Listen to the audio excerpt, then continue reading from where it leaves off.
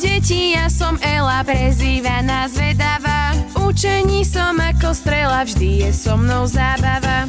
Je to v podstate už tretia knižka o Ele a Všelipkovi a na základe tých predošlých a tým, že sa stávajú tie postavičky Eli a Všelipka veľmi populárne medzi deťmi, tak sme sa rozhodli pokračovať v tej téme ochrany životného prostredia. A konkrétne táto posledná je venovaná problematike, ako správne separovať odpad, ako ho likvidovať, prečo sa to má robiť a hlavne prečo je to dôležité pre naše životné prostredie.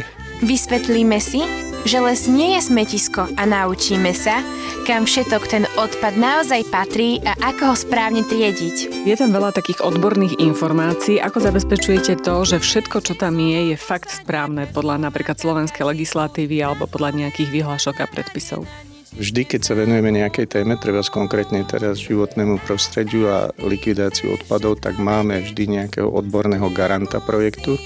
Aj teraz nám na knižku dozorovala spoločnosť Marius Pedersen, jedna z tých partnerov. A takisto nám umožnili natáčať v ich triediacich linkách pri ich práci.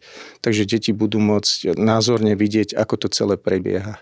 Tak ako pri tých predošlých, tak na stránke Ela a Všelipko v podstate budú nové diely. A k tejto knižke konkrétne tam budú sprístupnené 2 diely o ochrane životného prostredia, o tom, ako treba odpad separovať, ako ho likvidovať, ako sa správne triedi. A bude tam aj takisto, že prečo je dôležité treba separovať mobilný telefón kvôli nebezpečnosti treba starých batérií. Už sa neviem dočkať. A čo vy, kamaráti? Nechcete sa k nám pridať? Každý, kto je zvedavý, rád sa učí a chce sa dozvedieť čo najviac zaujímavých informácií o prostredí, v ktorom žijeme, všetci ste vítaní.